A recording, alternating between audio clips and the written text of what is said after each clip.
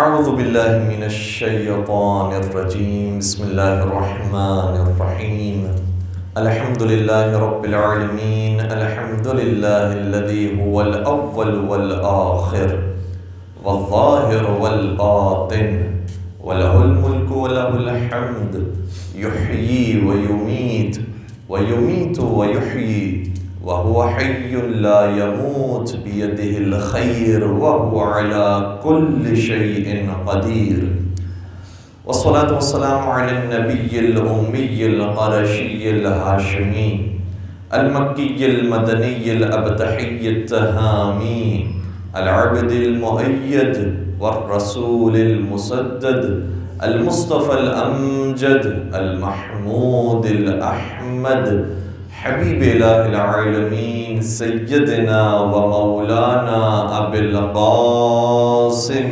محمد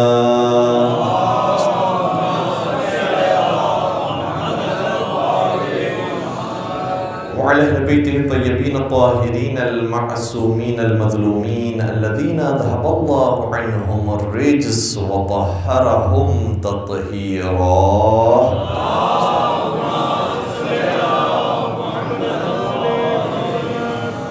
ولعنة الله على أعدائهم أجمعين أما بعد فقد قال الله تبارك وتعالى في محكم كتابه المجيد وفرقانه الحميد بسم الله الرحمن الرحيم وما محمد إلا رسول قد خلت من قبله الرسل أفإن مات أو قتل انقلبتم على أعقابكم ومن ينقلب على عقبيه فَلَنْ يَضُرَّ اللَّهَ شَيْئًا وَسَيَجْزِي اللَّهُ الشَّاكِرِينَ درود پڑھ دیجئے محمد وعلی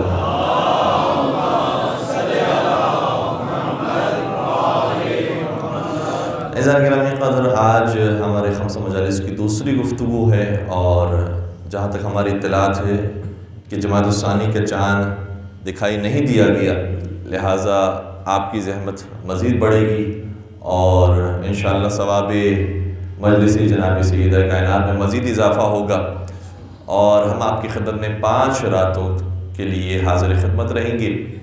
آج دوسری گفتگو ہے اور دوسری گفتگو کے اندر ہم اس انداز سے اپنی بات کا آغاز کریں گے کہ دیکھیں اگر کسی بھی شخصیت کو انسان پہچاننا چاہتا ہے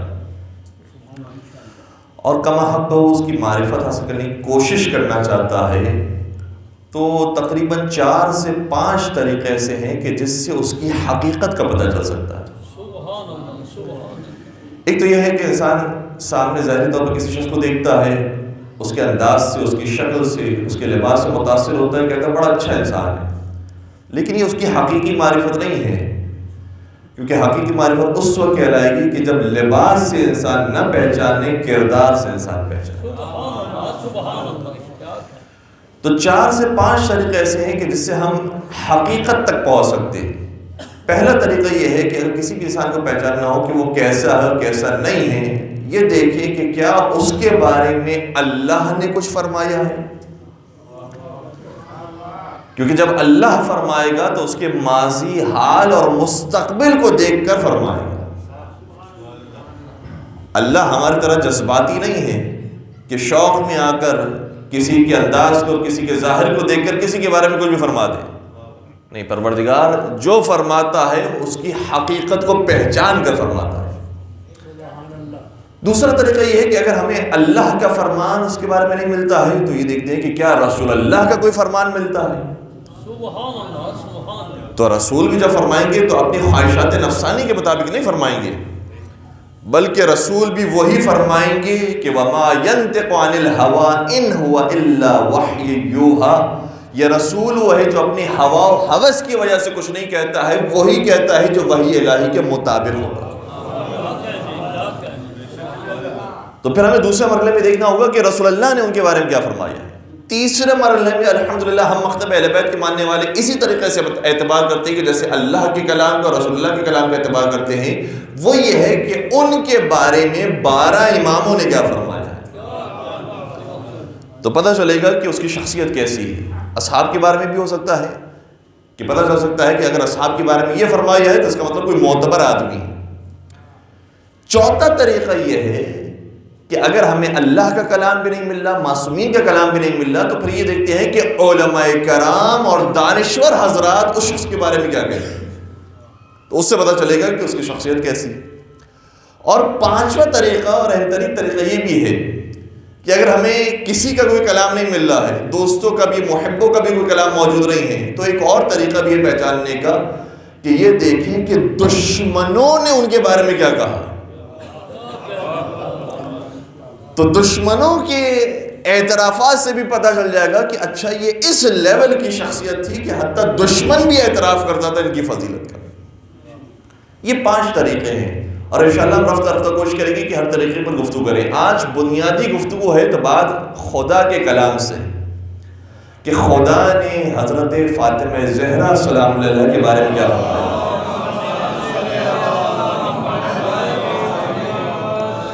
آپ کے اذان عالیہ کے اندر شاید وہ روایت موجود ہوگی کہ جناب ابن عباس نے کہا کہ نزلت فی علی ابن ابی طالب اکثر من 300 آیت۔ علی ابن ابی طالب کی شان میں اللہ نے قرآن میں 300 آیتیں نازل کی، بلکہ 300 سے زیادہ، اکثر من 300 آیت، 300 سے بھی زیادہ آیتیں علی کے لیے نازل کی ہیں۔ اور اگر خدا نے کوئی ایک آیت بھی کسی کے لیے نازل کر دی تو اس کا بیڑا پار ہے، اور اگر کسی کی مذمت میں کوئی ایک آیت آ گئی تو اس کا حشر نشر بھی ہے۔ اسی لیے جب ابو لہب زندہ تھا اور اذیت دیا کرتا تھا نبی اکرم کو، اسی وقت ہی پیغمبر کے بارے میں یہ آیت نازل ہو گئی کہ تبت یدا ابی لہب وتب، اے ابو لہب تو ہلاک ہو جائے اور تیرے ہاتھ ٹوٹ جائیں۔ تو سوال یہ ہے کہ ابھی ابو لہب تو زندہ ہے، ہو سکتا ہے کہ یہ جو اذیتیں دینے والا ہے وہ بعد میں کسی وجہ سے منقلب ہو جائے، معافی مانگ لے، توبہ کر کے راہ ہدایت پر آ جائے، تو قرآن کی تو آیت قیامت تک کے لیے محفوظ ہو جائے گی۔ لیکن نہیں، پروردگار کلام کرتا ہے تو صرف ماضی کو دیکھ کر کلام نہیں کرتا، اس کے مستقبل پر بھی نظر رکھ کے کلام کرتا۔ اس لیے اگر خدا نے کہہ دیا کہ یہ برباد ہو جائے اور ہلاک ہو جائے تو اس کا انجام بربادی ہی ہے اور اس کے علاوہ کچھ نہیں ہے۔ اور اگر کسی کے بارے میں کہہ دیا وَيُطَهِّرَكُمْ تَطْهِيرًا، تو اس کا اختتام طہارت اور عصمت کے ساتھ ہی ہے۔ تو شہزادی کے بارے میں کتنی آیات ہیں جو قرآن کریم کے اندر نازل ہوئی ہیں۔ اچھا، اہل بیت کرام علیہ السلام، اگر ان کی فضائل کو دیکھا جائے تو ایک طریقہ یہ ہے کہ ان کے فردی فضائل بھی ہیں، اور کچھ ایسے فضائل ہیں جن میں پنجتن ایک ساتھ اکٹھا ہیں۔ تو دونوں طرح کے فضائل موجود ہیں۔ آیے مباہلہ کے اندر پنجتن موجود ہے، آیے تطہیر کے اندر پنجتن موجود ہے، آیے بیوت کے اندر پنجتن موجود ہے، آیے نور کے اندر پنجتن موجود ہے، سورہ دہر کے اندر پنجتن موجود ہے۔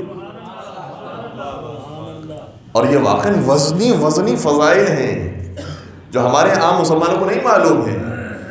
جس طریقے سے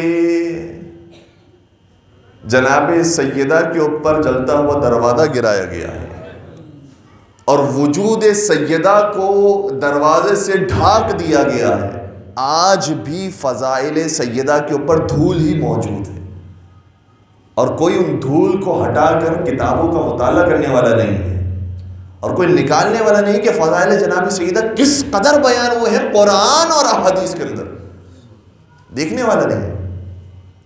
بے شمار فضائل، اور یہ جتنے بھی فضائل بیان کر رہا ہوں الحمدللہ یہ متفقون علیہ ہے، اس کے اندر کوئی اختلاف نہیں۔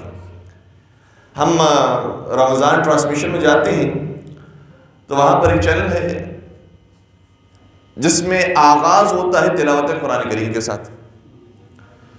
21 رمضان کی تاریخ آئی، ہم تھوڑا سا تاخیر سے پہنچے تھے، تو آف دا ایئر کسی نے ہمیں آ کر کہا کہ جو سورہ دہر ہے اس کے بارے میں کیا اختلاف ہے کہ پنجتن کے بارے میں نازل ہوا ہے یا کسی اور کے بارے میں نازل ہوا ہے؟ میں نے کہا نہیں، کوئی اختلاف نہیں ہے، سب جانتے ہیں کہ یہ پنجتن پاک، بلکہ اس سورہ کی خوبصورتی یہ ہے کہ اس سورہ کے شان نزول کے اندر پنجتن کی 4 ہستیاں وہ ہیں جو معصومہ ہیں اور معصوم ہیں، اور ایک ہستی وہ ہے کہ جو جناب فضہ کے نام سے۔ یہ پنجتن کا گلستہ الگ ہے، وہ پنجتن کی فہرست الگ ہوتی ہے جہاں پر رسول اکرم ہوتی ہے اور ان کے اہل بیت ہوتے ہیں. سورہ دہر کے پنجتن وہ ہیں کہ جس کی 5 ہی جناب فضہ سلام اللہ علیہ.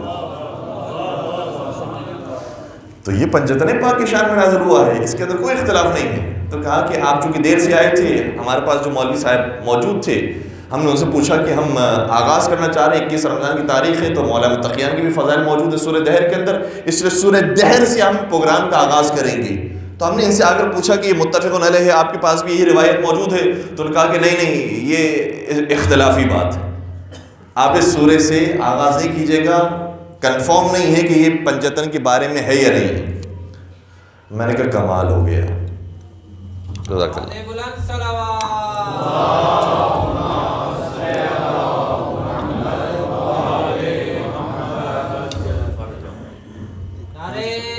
ٹھیک ہے جی.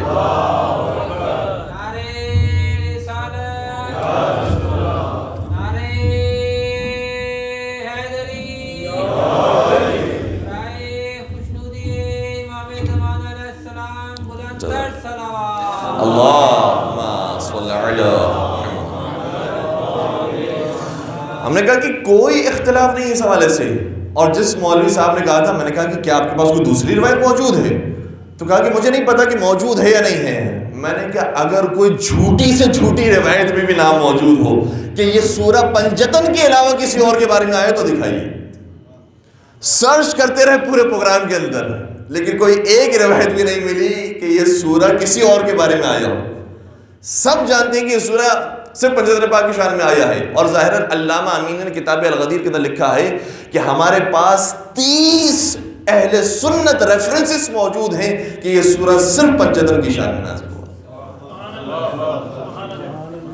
اور میں آپ کی خدمت میں زمخشری کا حوالہ پیش کر سکتا ہوں, قرطبی کا حوالہ پیش کر سکتا ہوں, امام فخر الدین رازی کا حوالہ پیش کرتا ہوں. سب نے لکھا ہے اس آیت کے تفسیر کے اندر کہ یہ آیت نازل ہوئی ہے پنجتن پاک کی شان.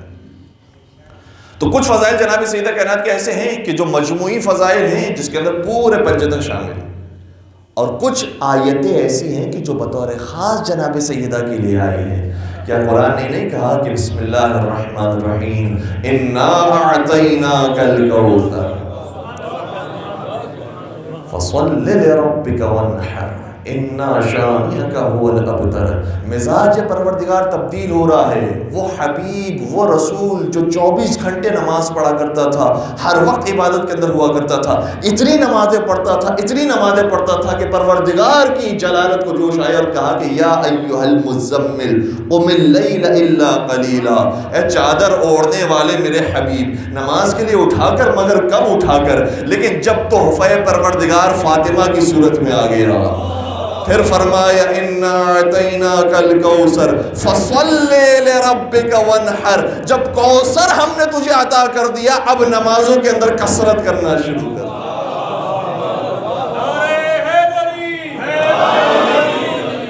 کسی نے کیا خوب کہا تھا کہ قرآن مصطفیٰ کی حقیقت ہے فاطمہ.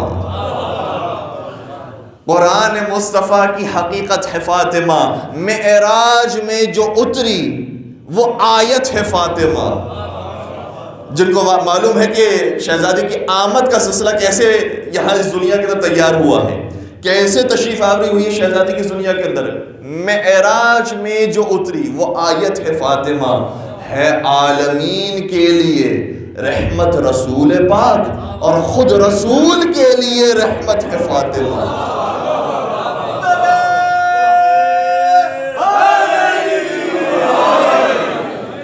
ایک مصرع ایسا ہے کہ جس کے پیچھے قرآن و حدیث موجود ہے.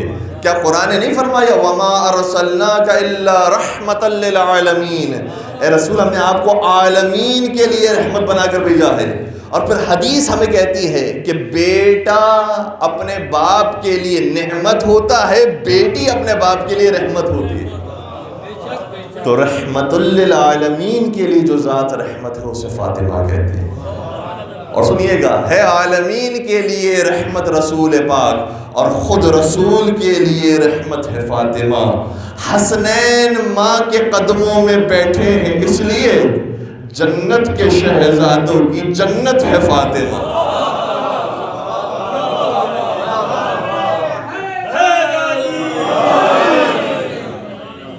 کیونکہ ہر ایک کی جنت اس کی ماں کے قدموں میں ہوتی ہے، اور حسنین جو سردار جنا ہیں ان کی جنت فاطمہ زہرا کے قدموں میں. تو سیدہ کائنات کے لیے کثرت کے ساتھ آیتیں موجود ہیں، اور کچھ آیتیں مخصوص شہزادی کے لیے، جیسے سورہ کوثر ہے. اور سورہ کوثر عجیب سورہ ہے، دیکھنے میں سب سے چھوٹا اور حقیقت میں سب سے بڑا سورہ. اس سورے کا یہاں پر شاید افراد موجود ہوں گے جو فہم القرآن سے آگاہی رکھنے والے ہوں گے، تفسیر قرآن سے شغف رکھنے والے ہوں گے. آج جا کر دیکھیے کہ ٹیکنالوجی کا زمانہ ہے، سافٹ ویئرس موجود ہیں، اپلیکیشنز موجود ہیں، اور ہونا چاہیے مسلمانوں کے موبائل میں اپلیکیشن قرآن کے بارے میں. جس طریقے سے واٹس اپ واجب اپلیکیشن میں شامل ہو گئی ہے، یوٹیوب ہے، فیس بک ہے، یہ بہت ساری اپلیکیشن ہر ایک کے موبائل کے اندر موجود ہے. اسی طریقے سے مسلمانوں کے لیے گویا واجب ہے کہ وہ اپنے پاس کوئی قرآن کا اپلیکیشن بھی رکھے. آج بہت آسان ہے سرچ کرنا، جا کر دیکھیے گا اس سورے کے اندر جتنے الفاظ استعمال ہوئے ہیں وہ اتنے منفرد ہیں کہ پورے قرآن میں کہیں نہیں ہے. آپ کو قرآن کریم کے اندر اتنی تعداد کے اندر الفاظ ملیں گے. الحمد کا لفظ بہت سارے مقامات پر مل جائے گا، للہ کا لفظ مل جائے گا، رب کا لفظ مل جائے گا، عالمین کا لفظ مل جائے گا. بہت سارے الفاظ ہیں کہ جو قرآن میں بہت ساری جگہوں پر تکرار ہوئے ہیں، لیکن آپ کو پورے قرآن میں کوثر ملے گا تو صرف اسی سورے میں ملے گا. حتیٰ کوثر کے علاوہ جو الفاظ ہیں ہم نے خود تجربہ کیا ہے، آپ جا کر دیکھیے گا انا اعطینا کا جو لفظ ہے آپ کو پورا قرآن کا ہی ملے گا. یعنی خدا یہ کہنا چاہ رہا ہے ہم نے تجھے صرف جو عطا کیا ہے وہ صرف فاطمہ ہی عطا کیا.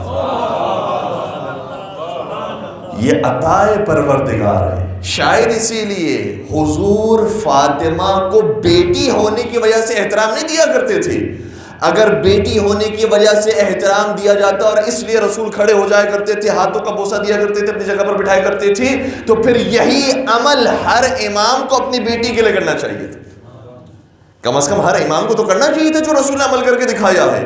اور وہ بیٹی جو زینب کبریٰ جیسی ہو، ثانیہ زہرا جیسی ہو، ان کے لیے بھی ہمیں کوئی روایت نہیں ملتی کہ مولا متقیان کھڑے ہو جائیں، اپنی مسند خالی کریں اور زینب کبریٰ کو اپنی مسند پر جگہ دیں.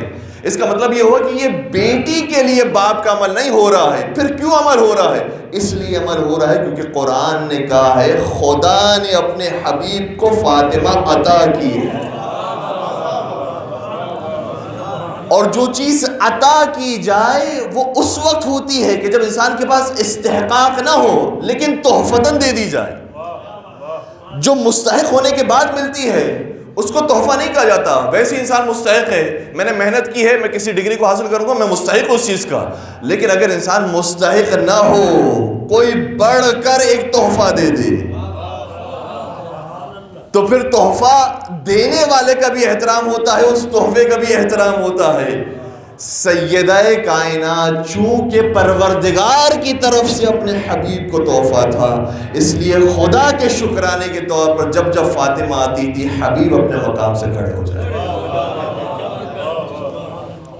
اس قدر احترام ہے. کسی نے کیا خوب کہا تھا، بطول ہم تیرا کیا احترام کرتے ہیں، بطول ہم تیرا کیا احترام کرتے ہیں، یہ حق ادا تو رسول انعام کرتے ہیں. ہمیں کیا معلوم ہے بی بی آپ کا کیا احترام ہے. آپ کے بابا نے ہمیں بتایا ہے، پاک رسول نے ہمیں سکھایا ہے، یہ احترام ہونا چاہیے. اور ہم نے کچھ باتیں بیان کی ہیں، کچھ کلپس اپنے سوشل میڈیا پر جب اپلوڈ کی اور اس کو پبلش کیا تو بعض نیچے لکھنے والوں نے، اب دیکھیے ہمارے نوجوانوں کو ذہن کس طرف مائل کیا جا رہا ہے. احترام جناب سیدہ کی بات تھی، رسول اکرم نے کس طریقے سے احترام کیا. تو لکھنے والے نے کہا کہ بھئی یہ احترام وغیرہ کی جو باتیں ہیں یہ ہمیں نہ بتاؤ، قرآن اور حدیث اور روزہ اور نماز اور حج کے بارے میں بتاؤ. میں ان سے سوال کروں گا، میں قرآن ہی پیش کر رہا ہوں. قرآن کہتا ہے قُلْ لَا أَسْأَلُكُمْ عَلَيْهِ أَجْرًا إِلَّا الْمَوَدَّةَ فِي الْقُرْبَى. اے رسول آپ کہہ دیجئے، اور واقعاً عجیب یہ جملہ ہے. قرآن کریم کے اندر بہت سارے انبیاء کا ذکر ہے، اور انبیاء جب بھیجے جاتے تھے اور ان سے سوال ہوتا تھا کہ آپ اپنی اجرت کے اندر اور حق زحمت کے اندر کیا مانگتے ہیں، تو انبیاء کے جملہ قرآن کریم کے اندر موجود ہے. کہتے تھے کہ ہمارا کوئی اجر نہیں ہے، جتنا اجر بنتا ہے وہ خدا دینے والا ہے، کوئی ہمارے اجر کو ادا نہیں کر سکتا. تو ہر نبی کہتا رہا کہ ہمیں اجر رسالت میں کچھ نہیں چاہیے، اجر نبوت کے اندر کچھ نہیں چاہیے، ہمیں کوئی مزدوری کوئی زحمت نہیں چاہیے. لیکن جب آخری رسول آیا جو ان رسولوں کا امام ہے، جو سید الانبیاء ہے، جس کا ہر عمل خدا کے لیے تھا، جب اس کے اجر کا وقت آیا تو کہنا تو یہ چاہیے تھا جس طریقے سے باقی انبیاء کہتے رہے کہ ہمارا حقیقی اجر پروردگار دے گا.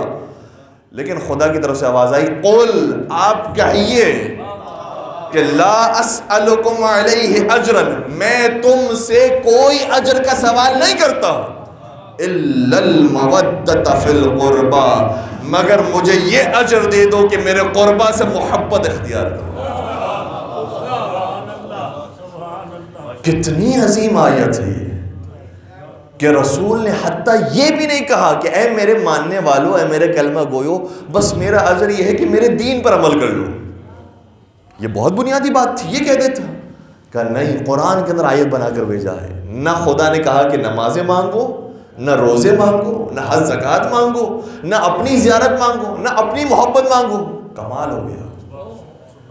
الا المودۃ فی القربى، اپنے قربا سے مودت مانگو. اچھا، باتیں میرے ذہن میں بہت ساری آ رہی ہیں، اور یہ آیت ایسی ہے کہ جس کے اوپر آپ نے کئی مرتبہ مطالب سنے ہوئے ہیں، مجالس سنی ہے، لیکن چند ایک باتیں بیان کر رہا ہوں. ایک بدو عرب تھا، اسلام لے کر آیا، پیغمبر کی خدمت میں حاضر ہوا، کہنے لگا کہ آپ مجھے دین کی تعلیمات دے دیجئے. ایک صلوات پڑھ دیجئے محمد.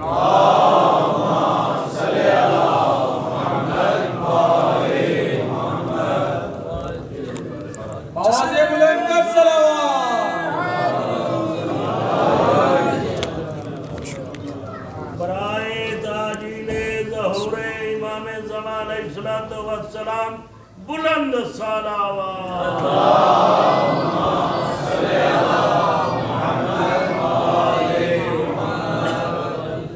جلدی آ جائے گی لائٹ.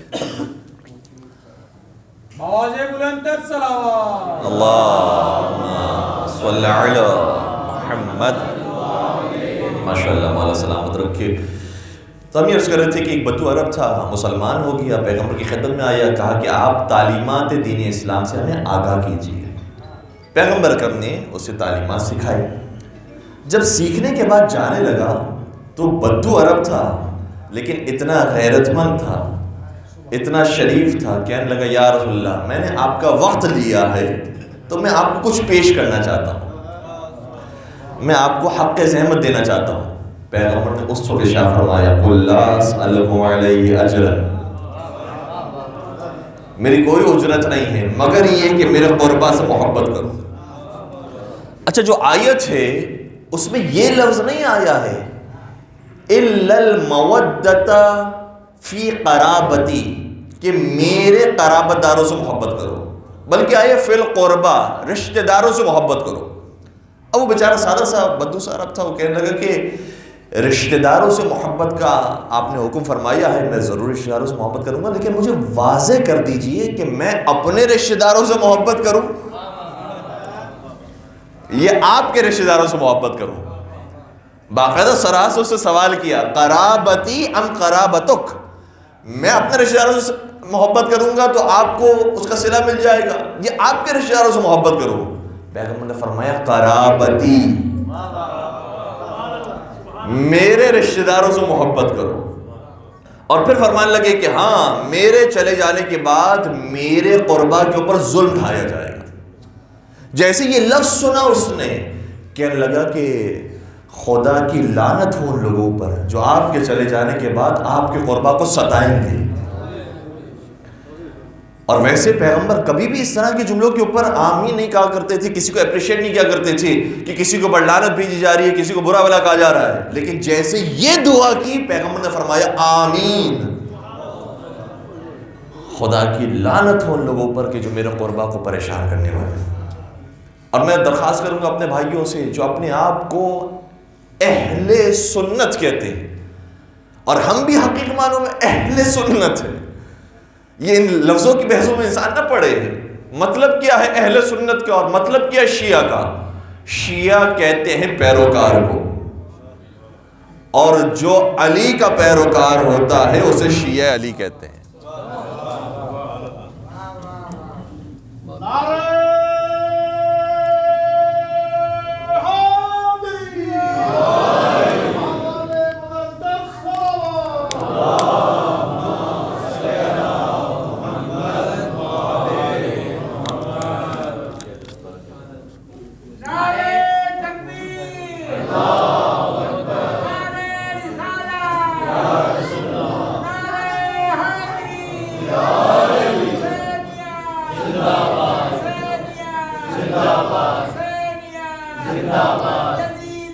مرد آباد، مرد آباد۔ اللہم صلی علی۔ اگر زحمت نہ ہو تو تھوڑا سا قریب تشریف لے آئیے گا، ہو سکتا ہے کہ لائٹ نہ آئے اور ہمیں اسی طریقے سے گفتگو کرنا پڑے۔ اپنی صحت و سلامتی کے لیے درود پڑھتے ہوئے تھوڑا سا قریب تشریف لے آئیے گا۔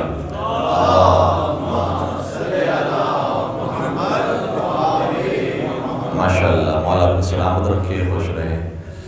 تو ہم یہ عرض کر رہے تھے کہ ان لفظوں کی بحثوں میں ہمیں پڑھنے کی ضرورت نہیں ہے کہ کس کے اوپر کون سا ٹائٹل موجود ہے۔ یہ دیکھیے اندر سے وہ حقیقت میں اس لفظ پر پورا اترتا ہے یا نہیں اترتا۔ تو اگر کوئی شیعہ ہے تو شیعہ اس وقت کہلائے گا کہ جب وہ علی کا پیروکار ہو، اور کوئی اہل سنت ہے تو اس وقت اہل سنت کہلائے گا جب سنت رسول کا پابند ہو۔ تو سنت رسول سے ہم یہ فیصلہ کرتے ہیں کہ یا رسول اللہ آپ بتائیے کہ قربہ سے مراد کیا ہے۔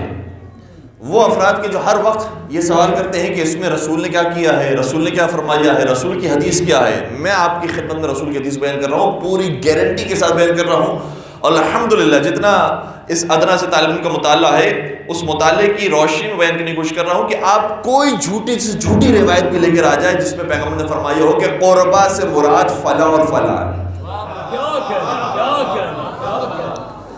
جبکہ انہوں نے رشتہ داریاں بڑی جوڑنے کی کوشش کی۔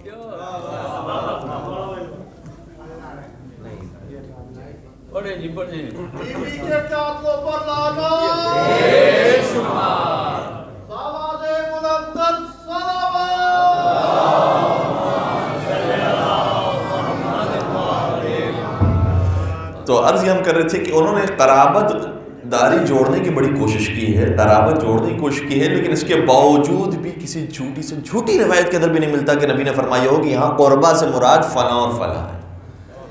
بلکہ جب سوال کیا گیا کہ یا رسول اللہ من قرابتک ہؤلاء الذین وجبت علینا مودتہم، اے اللہ کے رسول بتائیے کہ وہ قرابت دار کون ہیں کہ جن کی مودت کا خدا قرآن میں ہمیں حکم دے رہا ہے۔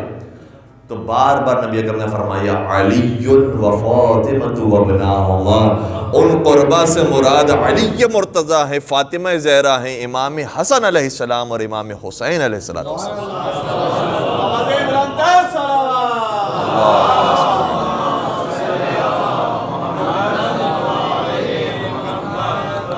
بڑی معذرت کے ساتھ بار بار بات منقطع ہو رہی ہے، تو ہم یہ عرض کر رہے ہیں کہ قربہ کی محبت مانگی گئی ہے۔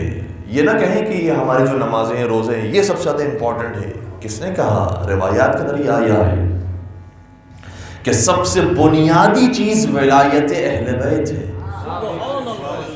اگر اس کے بغیر نماز پڑھی گئی تو نماز نہیں ہے۔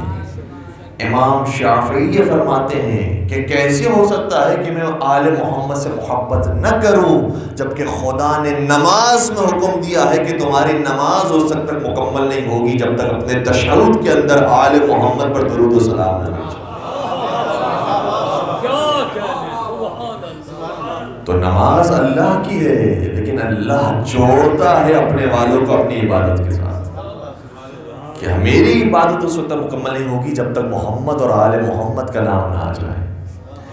اس لیے یہ امپورٹنٹ ہے، یہ تعظیم، یہ احترام بہت زیادہ معنی رکھتا ہے، اور قرآن مجید نے خود یہ کہا ہے کہ وَمَن يُعَظِّمْ شَعَائِرَ اللَّهِ فَإِنَّهَا مِن تَقْوَى الْقُلُوبِ۔ خدا قرآن میں فرماتا ہے جو شعائر اللہ کا یعنی اللہ کی نشانیوں کا احترام کرتے ہیں تو یہ دلوں کے تقوی میں سے ایک تقوی۔ ورنہ کہیں کہ احترام کی کیا ضرورت ہے؟ نہیں عزیزو، دین کی سب سے بنیادی شرط یہ ادب اور احترام ہے۔ رسول کا ادب، اہل بیت کا ادب، خانہ خدا کا ادب، قرآن کا ادب، مسجد کا ادب، یہ ادب جب تک نہیں ہوگا اس وقت کا اعمال کا کوئی فائدہ نہیں ہے۔ تو قرآن مجید کی ابھی ہم پہلے مرحلے کے اندر ہیں، اور مجھے بہت زیادہ تیزی سے آگے بڑھنا تھا کہ قرآن مجید کی کچھ آیات ایسی ہیں جو منفرد ہیں، نازل ہوئی ہیں صرف شہزادی کے لیے، اور انہی آیات کے اندر ہمیں سورہ قدر بھی ملتا ہے۔ سورہ قدر کے بارے میں بھی چھٹے سرکار حضرت امام جعفر صادق علیہ السلام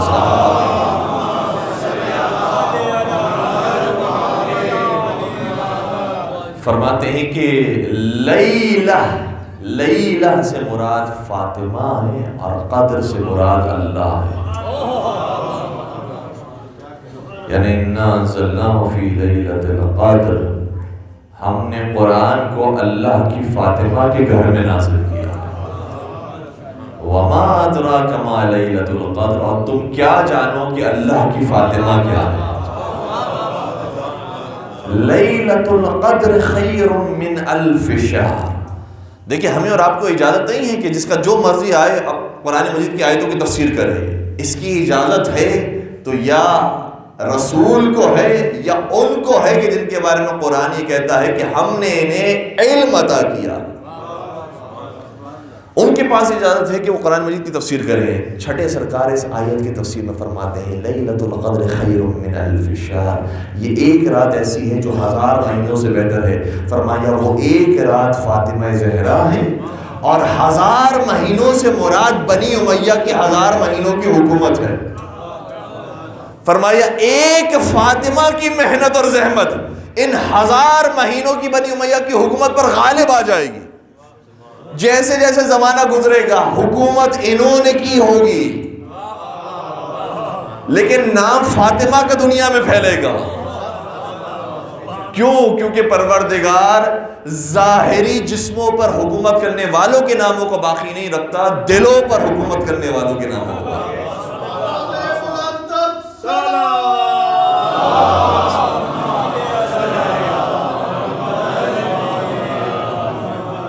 سورہ قدر شہزادی کے بارے میں آئی ہے. اور پھر ہم احادیث کی طرف آ جائیں تو احادیث کی بہت بڑی تعداد ایسی ہے جو شہزادی کے بارے میں. لیکن مجھے افسوس ہوتا ہے جو احادیث کی کتاب لکھنے والے محدثین ہیں. دیکھیں میں آپ کی خطر میں ایک فیکٹ بیان کرتا ہوں. مولا متقیان کی شان میں کہا گیا کہ 300 آیتیں، 300 سے زیادہ آیتیں نازل. سوال یہ ہے کہ مولا کے بارے میں اگر قرآن کی 300 آیتیں ہیں تو ان کی شان میں احادیث کتنی ہیں؟ مولا کی شان میں احادیث کتنی تعداد کے اندر ہے؟ مختلف مورخین نے، مختلف محدثین نے لکھا ہے کہ علی کی شان میں 300 قرآن کی آیتیں ہیں اور 30,000 احادیث رسول علی کی فضیلت کے.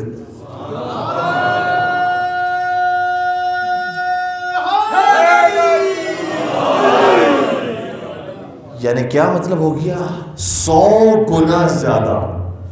300 آیتیں، 30,000 روایتی اور 30,000 احادیث موجود ہے. امام احمد بن حنبل نے بھی اعتراف کیا ہے کہ جتنی صحیح روایتیں علی کے فضائل میں آئی ہیں اتنی کسی کے بارے میں نہیں. لیکن میں سوال کرتا ہوں شہزادی کونین کے بارے میں کتنی قرآن کی آیتیں ہیں اور کتنی روایات ایسی ہیں کہ جو محدثین نے اپنی کتابوں میں لکھی. قرآن کی کتنی آیتیں ہیں؟ بعض علماء نے اس کے اوپر تحقیق کی ہے، جیسے آیت اللہ صادق شیرازی نے اس کے اوپر تحقیق کی، باقاعدہ قرآن کے شہزادی کے اوپر کتاب لکھی جس کا نام ہے فاطمہ فی القرآن. اس میں کتنی آیتیں انہوں نے جمع کی؟ انہوں نے اپنے استطاعت کے مطابق 70 سے زیادہ آیتیں جمع کی ہیں شہزادی کے فضائل. پھر ایک اور صاحب تھے، انہوں نے مزید تحقیق کی، مختلف اور کتابوں کا جائزہ لیا، مختلف اور مطالعہ آگے بڑھا، اور موجودہ زمانے کے ہمارے عالم دین ہیں. صاحبی فرد ان کا نام ہے، ظاہر پورا نام علی اکبر صاحبی فرد ہے.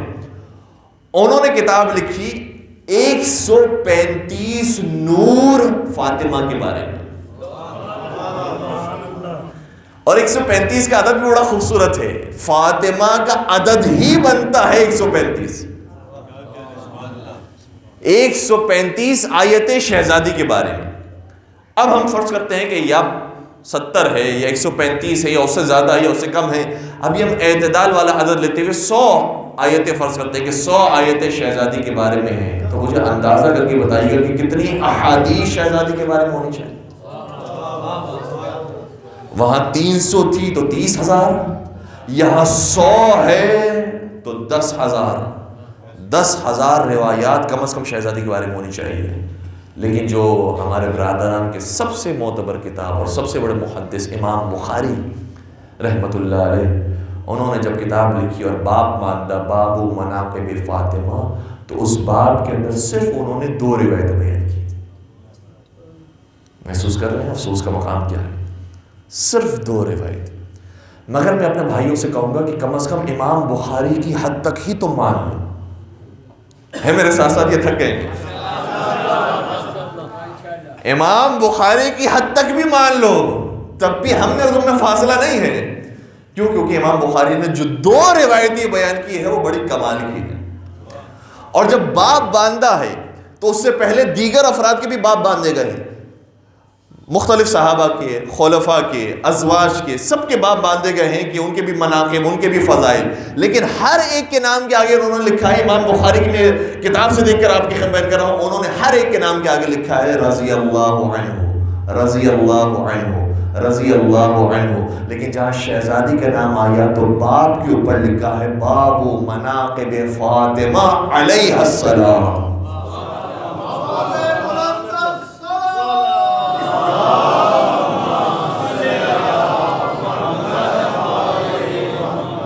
اب کوئی ہم پر فتویٰ نہ لگا ہے کہ یہ انبیاء کے علاوہ دیگر افراد کے نام کے آگے کیوں علیہ السلام لکھتے ہیں. یہ ہمارا شیوا نہیں ہے، بلکہ آپ کے سب سے بڑے امام بخاری کا بھی طریقہ ہے کہ جہاں بنت رسول کا نام آ جائے تو رضی اللہ عنہا نہیں بلکہ علیہ السلام لکھتے ہیں. پھر اس باب کے اندر انہوں نے 2 روایتیں بیان کی ہیں. میرے ساتھ ہو تو ہم جلدی ان 2 روایتوں کی خدمت کریں. سب سے پہلی روایت کہتے ہیں کہ نبی اکرم نے ارشاد فرمایا فاطمہ بضعۃ منی، فاطمہ میرا ٹکڑا ہے. اور یہ لفظ کسی کے بارے میں نہیں ارشاد فرمایا، حتی فرمایا حسین منی، حسن منی، علی منی، لیکن فاطمہ کے بارے میں فاطمہ بضعۃ منی، فاطمہ میرا جز ہے، فاطمہ میرا ٹکڑا ہے. یاد رکھو فاطمہ مجھ سے ہے، انہیں کوئی تکلیف نہ پہنچانا. ہاں اگر یہ بضعۃ کا لفظ مجھے ایک اور مقام پر ملتا ہے تو کس مقام پر؟ فرمایا تھا نبی اکرم نے ایک میرا ٹکڑا ہوگا جو خراسان میں دفن کیا جائے. امام رضا کے بارے میں فرمایا تھا ایک میرا ٹکڑا خراسان کی سرزمین پر بھی دفن ہوگا. تو بضعۃ کا لفظ کسی کے بارے میں حضور نے نہیں ارشاد فرمایا، اگر فرمایا تو ان پاک ہستیوں کے بارے میں فرمایا.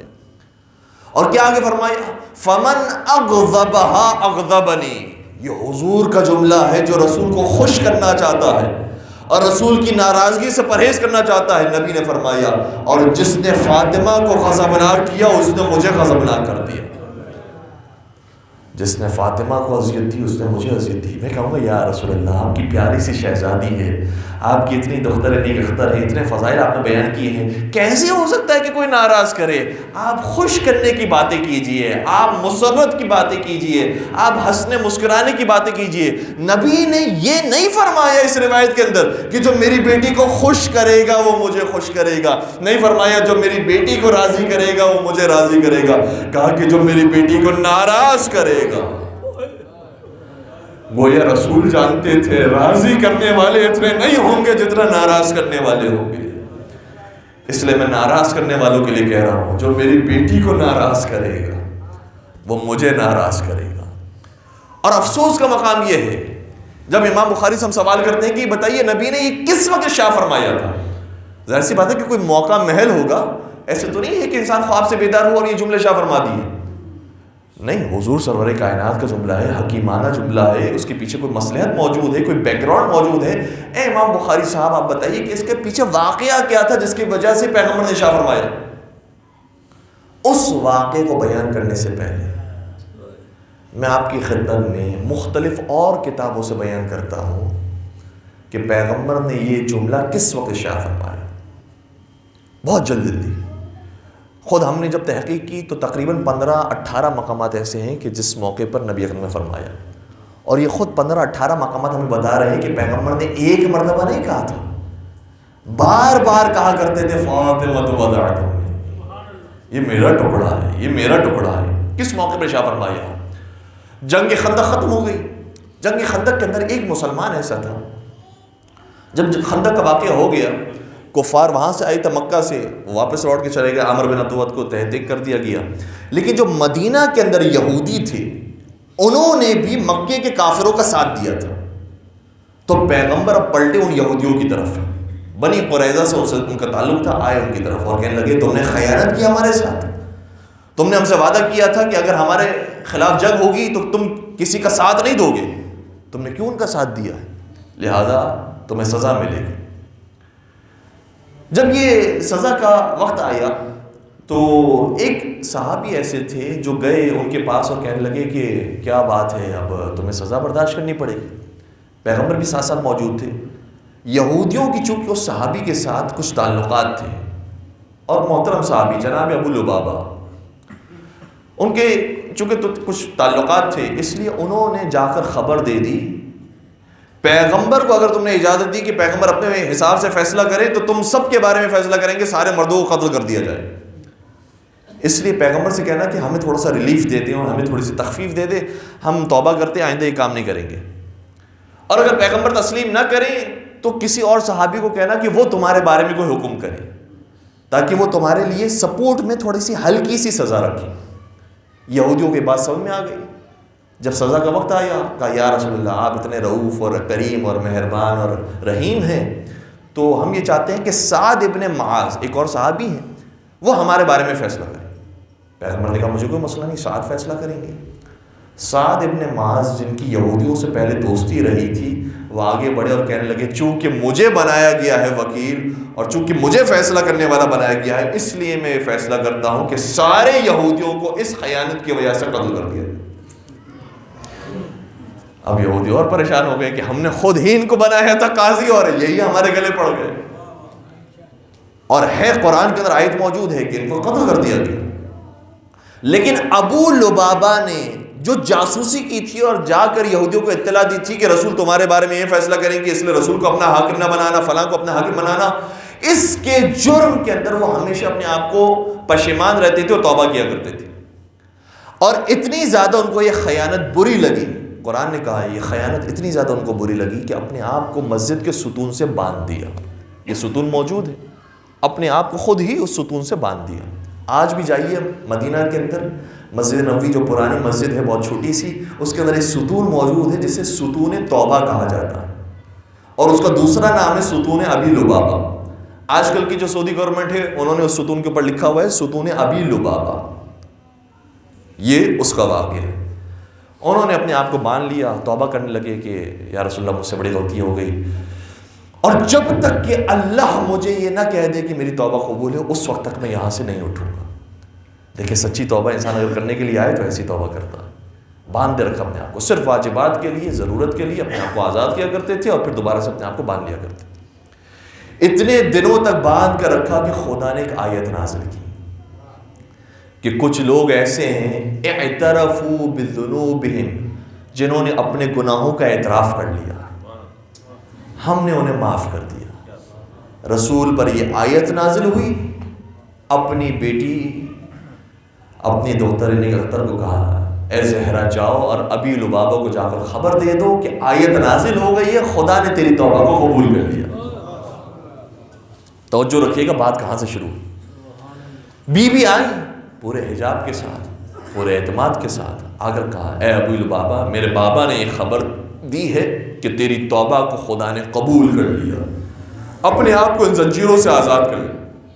ابی لبابہ کہتے ہیں کہ اے شہزادی آپ کا بہت شکریہ، لیکن میں نے خدا کی قسم کھائی تھی کہ میں اس وقت تک اپنے آپ کو زنجیروں سے آزاد نہیں کروں گا جب تک کہ رسول مجھے آ کر خود یہ اطلاع نہ دے۔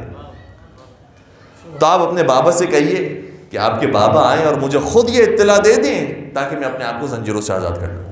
بی بی آئی اپنے بابا کی خدمت میں، پورے ماجرے کو بیان کیا، پیغمبر تشریف لائے۔ اب سنیے گا، پیغمبر تشریف لائے اور کہنے لگے اے ابو لبابہ تم نے فاطمہ کو کیا سمجھا؟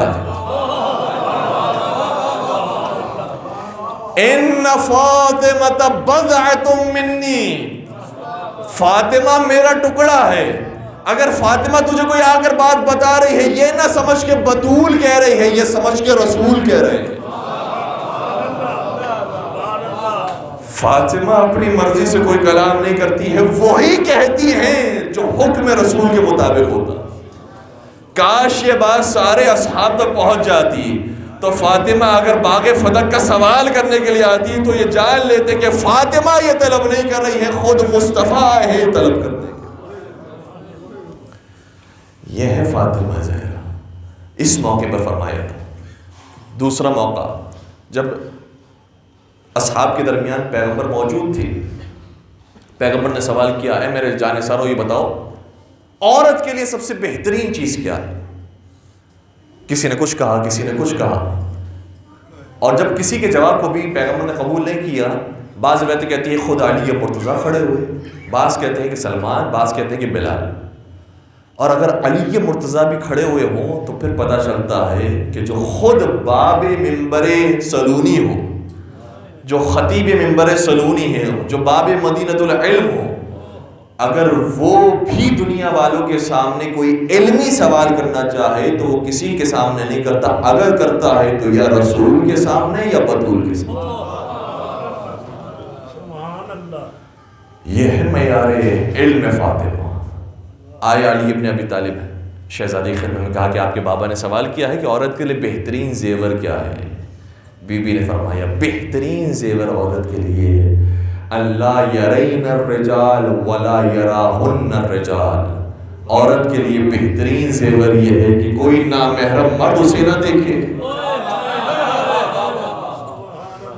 اور وہ کسی نامحرم مرد کو نہ دیکھے۔ یہ آئے اور جواب لے کر آئے، جب محفل کے اندر آئے، اصحاب کی محفل موجود تھی، مولا نے یہ جواب پیش کیا، کہا کہ یہ جواب کس نے بتایا؟ کہا کہ آپ کی صاحبزادی فاطمہ زہرا نے بتایا۔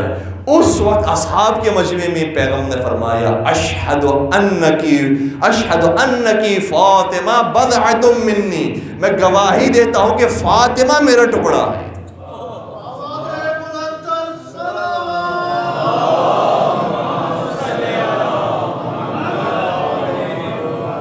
اشہد ان فاطمہ بضعۃ منی، فاطمہ یقیناً میرا ٹکڑا۔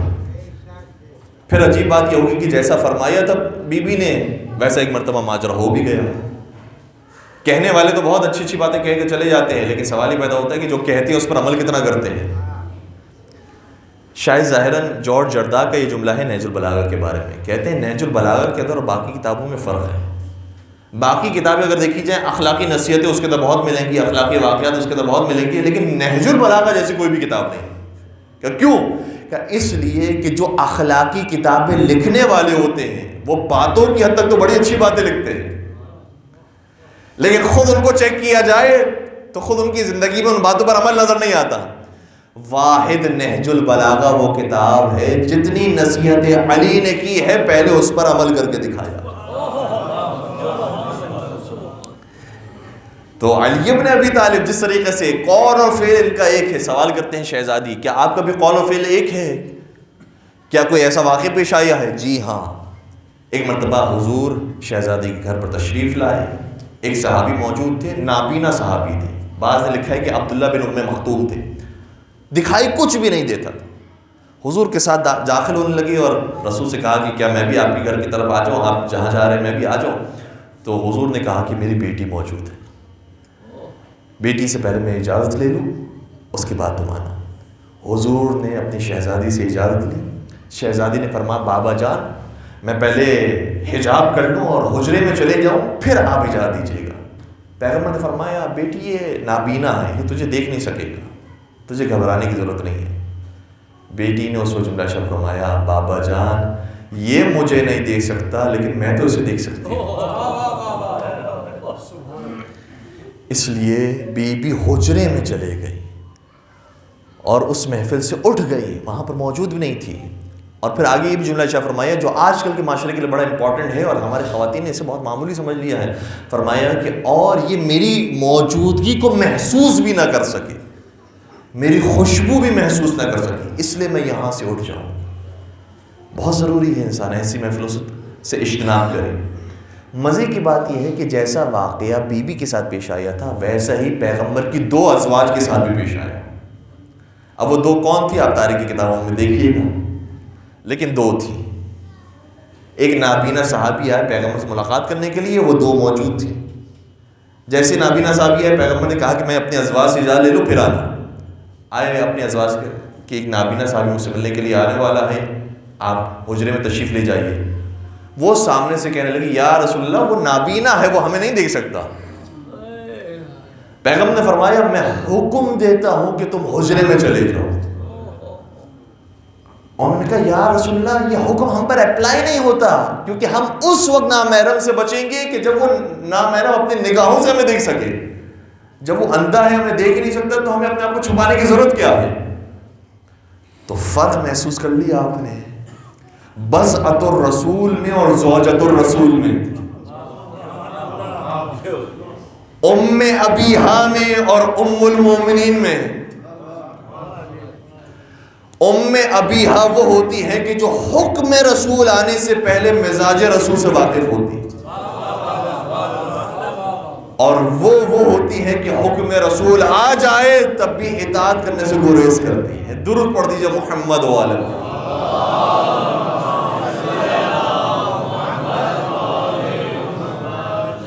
مقامات بہت سارے ہیں، وقت کی تنگی کی وجہ سے میں آپ اس روایت کی طرف آتا ہوں کہ ہم بخاری سے سوال کرتے ہیں کہ پیغمبر نے جملہ کب ارشاد فرمایا تھا کہ فاطمہ بضعۃ منی. تو امام بخاری نے ظاہر 2 مقامات پر یہ روایت لکھی ہے اور افسوس کا مقام ہے. کہتے پیغمبر نے یہ اس وقت فرمایا تھا کہ جب علی ابو جہل کی بیٹی سے شادی کرنا چاہتے تھے. عورہ بنت ابی جہل اس کا نام تھا، مسلمان ہو گئی تھی. علی ان سے شادی کرنا چاہتے تھے، خاصگاری کرنا چاہتے تھے. انہوں نے رشتہ بھیج دیا. جب شہزادی کو یہ خبر ملی، شہزادی نے اپنے بابا سے جا کے شکایت کی کہ بابا جان علی میرے ہوتے ہوئے کسی دوسری عورت سے شادی کرنا چاہتے ہیں. پیغمبر کو بھی جلا دیا. پیغمبر مسجد میں تشریف لے آئے، اپنے اصحاب کو جمع کیا، ممبر پر تشریف لانے کے بعد بیان فرمایا اور ساری تمہید بیان کرنے کے بعد یہ کہا کہ فاطمہ بضعۃ منی فمن اغضبها اغضبنی. فاطمہ میرا ٹکڑا ہے، جس نے فاطمہ کو ناراض کیا اس نے مجھے ناراض کیا. اور ایسا ہو نہیں سکتا. پیغمبر کا خطبہ امام بخاری لکھ رہے ہیں، پیغمبر کا خطبہ مزید آگے بڑھتا ہے. پیغمبر آگے جا کر ارشاد فرماتے ہیں کہ ایسا ہو نہیں سکتا کہ رسول خدا کی بیٹی اور دشمن خدا کی بیٹی ایک گھر میں جمع ہو جائے. اس لیے جو بھی یہ کام کرنا چاہتا ہے وہ اس سے صرف نظر کرے. اور آگے روایت میں لکھتے ہیں کہ علی نے پھر یہ کام انجام نہیں دیا. میں سوال کروں گا امام بخاری سے، ذرا یہ روایت لگتے ہوئے آپ کو ذرا سی بھی عقل استعمال کرنے کی توفیق نہیں ہوئی کہ آپ نے یہ تو لکھ دیا کہ رسول فرما رہے ہیں کہ رسول کی بیٹی اور دشمن خدا کی بیٹی ایک گھر میں جمع نہیں ہو سکتی، جبکہ خود رسول اپنے گھر کے اندر ایک دشمن خدا کی بیٹی کو لے کر آئے تھے. کیا نام ہے ان کا؟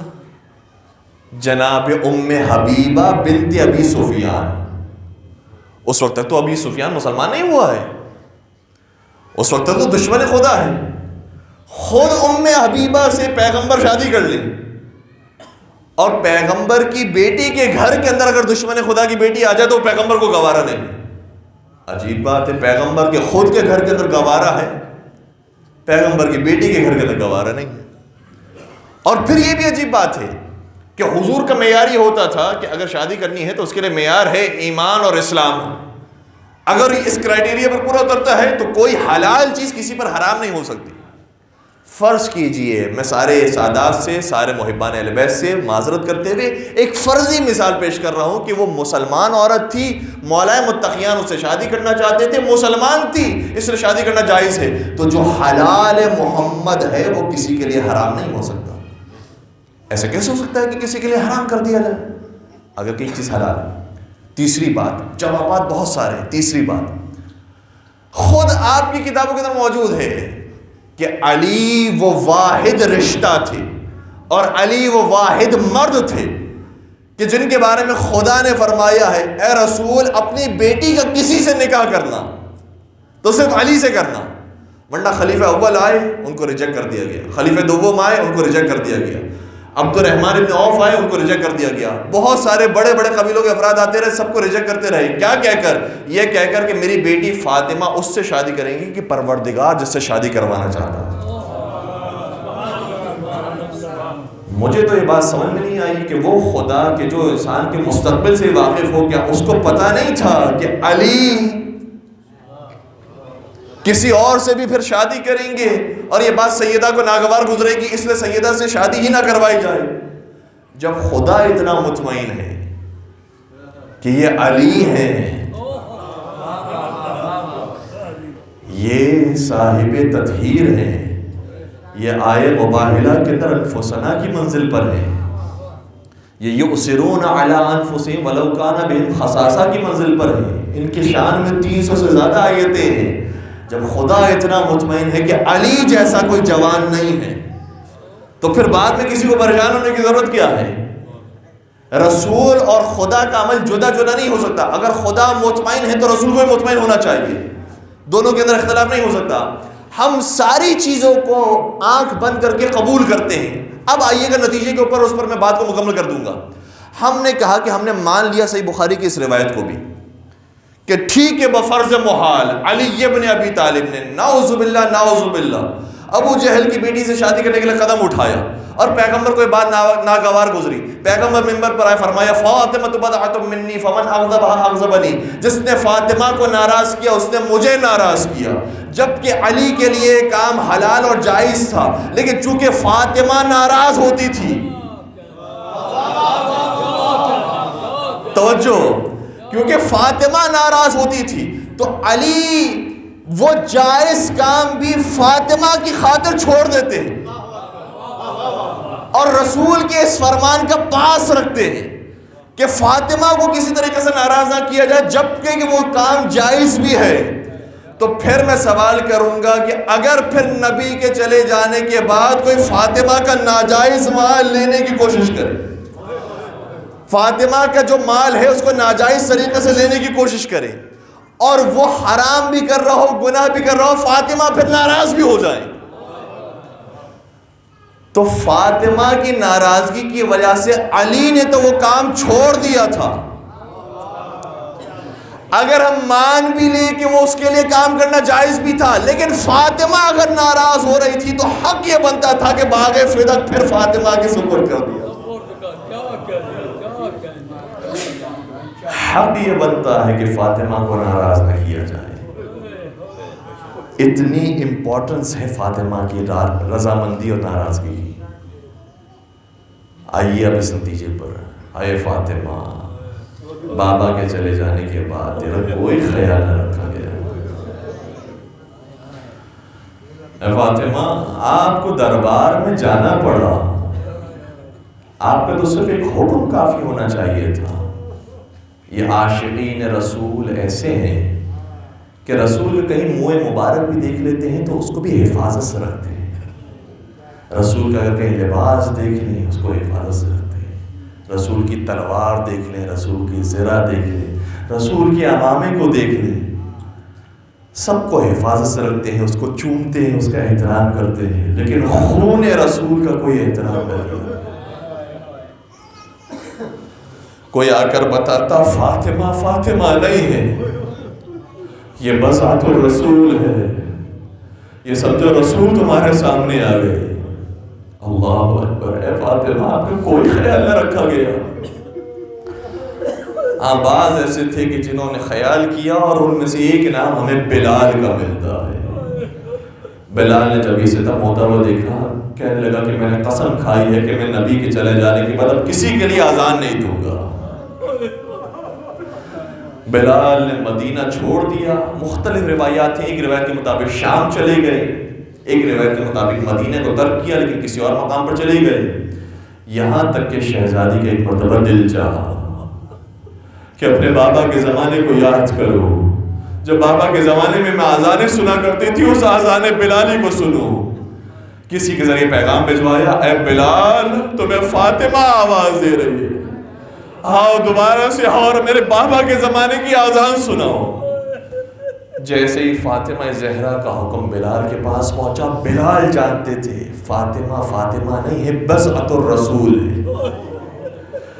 جیسے مجھے رسول حکم دیا کرتے تھے میرے لیے ویسے ہی سیدہ کا حکم بھی، اس لیے دوڑتے ہوئے مدینہ میں داخل ہوئے۔ جیسے مدینہ میں آئے، بعض ارباب منبر یہ کہتے ہیں کہ مدینہ کے اندر کوہرام برپا ہو گیا، مؤذن رسول آ رہا ہے، بلال حبشی آ رہے ہیں، کسی نے ہاتھوں کو چوما، کسی نے پیروں کو چوما، بڑے پرتپاک طریقے سے بلال کا استقبال کیا۔ لیکن بلال مدینہ کی گلیوں سے گزرتے گزرتے اس گلی میں داخل ہوئے جہاں سیدہ رہا کرتی تھی۔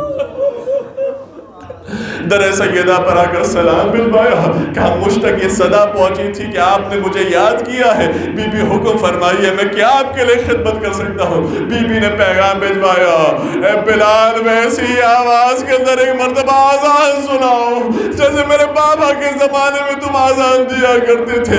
حکم آیا، بلال محراب پر تشریف لے آئے، آواز بلند کی، اللہ اکبر۔ شہزادی کا گریہ بلند ہونے لگا، پھر آواز بلند کی، اللہ اکبر۔ شہزادی کی آوازیں بلند ہونے لگی، یہاں تک کہ جملے پر پہنچا، اشہد ان لا الہ الا اللہ۔ بی بی کی آواز مزید بلند ہوئی، یہاں تک کہ بلال اس جملے پر پہنچے، اشہد ان محمد رسول اللہ۔ اپنے بابا کا نام بلال کی آواز سے سننا تھا، اتنا روئی کہ غشگا کے بے ہوش ہو گئی۔ کسی کنیز کے ذریعے پیغام بھجوایا گیا، جاؤ بلال کو جا کر کہو کہ آزاد روک دے، کیونکہ بنت رسول اب اس دنیا میں نہیں رہی، اب بنت رسول کو غش آ گیا ہے، بنت رسول بے ہوش ہو گئی۔ بلال نے وہ آزان چھوڑ دی کہ بنت رسول کو کوئی تکلیف نہ ہو۔ میں کہوں گا اے بلال، ایک تیری آزان ہے اور ایک آزان شام میں دی جا رہی ہے، جہاں سیدانی اپنے نانا کا نام سنتی ہے، چادروں کو تلاش کرتی ہے، ہائے کوئی مجھے را کر ردا دے دے، یہ میرے پاک نانا کا نام لیا جا رہا ہے۔ آزاداروں، اس آزان کی بڑی داستان ہے، ایک آزان مدینہ میں دی گئی، ایک آزان شام میں دی گئی، اور ایک آزان کربلا میں دی گئی۔ شبیہ رسول علی اکبر محراب پر آئے، آزان دینے لگے۔ میں کہوں گا کہ مدینہ کے اندر بنت رسول تو پیغمبر کا نام سنتے ہی بے ہوش ہو گئی تھی۔ بتاؤ علی اکبر کی آزان سننے کے بعد اکبر کی ماں کی کیا کیفیت ہے، علی اکبر کی پھوپھی کی کیا کیفیت ہے، اکبر کے بابا کی کیا کیفیت ہے، اکبر کی بہنوں کی کیا کیفیت ہے؟ کس کو غش آیا ہے اکبر کی آواز؟ اجرکم علی اللہ، اجرکم علی اللہ۔ چونکہ یہ ایام فاطمیہ ہے، اپنی آوازوں کا آزاد کیجئے گا، کھل کر گریہ کیجئے گا، کیونکہ یہ وہ گریہ ہے جس پر کسی کو روکا نہیں گیا۔ آج جو سادات ہیں وہ اپنی اماں کے اوپر رو رہے ہیں، مادار سادات کا غم بنا رہے ہیں۔ چھٹے سرکار کا جملہ سنیے گا، فرماتے ہیں البکاؤن خمسۃ، دنیا میں 5 ایسے ہیں جنہوں نے بہت گریہ کیا۔ اے امام بتائیے وہ 5 افراد کون ہیں جنہوں نے بہت گریہ کیا؟ فرمایا آدم نے بہت گریہ کیا، یعقوب نے بہت گریہ کیا، یوسف نے بہت گریہ کیا، میری دادی فاطمہ نے بہت گریہ کیا، اور میرے امام سجاد نے بڑا گریہ کیا۔ امام صادق کے جملے ختم ہو گئے، لیکن میں آپ سے سوال کروں گا، یہ بتائیے اتنے گریہ کرنے والوں کا نام گریہ کرنے والوں کی فہرست میں کیوں آیا ہے؟ تو مجھے شاید جواب ملے گا آدم نے چونکہ کئی سالوں تک گریہ کیا، اس لیے ان کا نام بہت زیادہ گریہ کرنے والوں میں آیا۔ روایت کہتی ہے جناب آدم نے کم از کم 40 سال گریہ کیا۔ سوال کروں گا یعقوب نے کتنا گریہ کیا؟ بتایا کم از کم 22 سال یعقوب نے گریہ کیا۔ سوال کروں گا یوسف نے کتنا گریہ کیا؟ بعض کہتے ہیں 22 سال، بعض کہتے ہیں 7 سال تک گریہ کیا۔ میں کہوں گا سید سجاد آپ نے کتنا گریہ کیا؟ مجھے تاریخ جواب دیتی ہے 35 سال سید سجاد گریہ کرتے ہیں۔ مجھے یقین ہو گیا جس کا گریہ سالوں پر مشتمل ہو اس کا زیادہ گریہ کرنے والوں میں نام آتا ہے، لیکن سالوں پر گریہ کرنے والوں میں فاطمہ کا نام کیسے آ گیا؟ بی بی نے تو کچھ سال بھی گریہ نہیں کیا، یہ تو 75 دن کا گریہ تھا، یہ تو 95 دن کا گریہ تھا، پھر نام کیوں آیا؟ شاید مجھے مورخ جواب دے گا یہ فاطمہ کا گریہ ہے جس کے احترام میں نبی کھڑے ہوتے تھے، جس کے لیے اپنی مسجد چھوڑا کرتے تھے، جس کے دروازے پہ آگے سلام کیا کرتے تھے۔ اب اس کا دروازہ جلا دیا گیا، اس کی کمر توڑ دی گئی، اس کا چہرہ زخمی کر دیا گیا. اتنے تماچے لگے کہ وقت آخر جب وہ دو ملعون اجازت طلب کرنے کے لیے آئے, کسی سے فرمایا بی بی نے ذرا میرا چہرہ ان سے پھیر دینا. میں کہوں گا بی بی کیا آپ اپنا چہرہ خود نہیں پھیر سکتی؟ شاید فرمائے گی اتنے مجھ پر ستم ہوئے, اب میری گردن میں طاقت نہیں, میں خود اپنا چہرہ پھیر سکوں. وہ ملعون پھر اس طرف سے آئے. بی بی نے فرمایا پھر میرا چہرہ پھیر دو, میں جب تک زندہ رہوں گی ان دونوں کے لیے لعنت کرتی رہوں گی.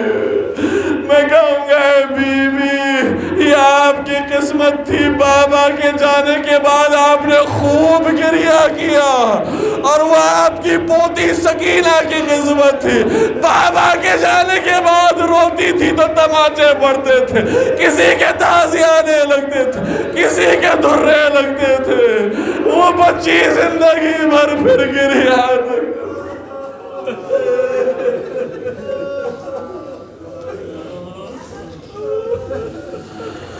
ألا ولعنة الله على القوم الظالمين وسيعلم الذين ظلموا أي منقلب ينقلبون.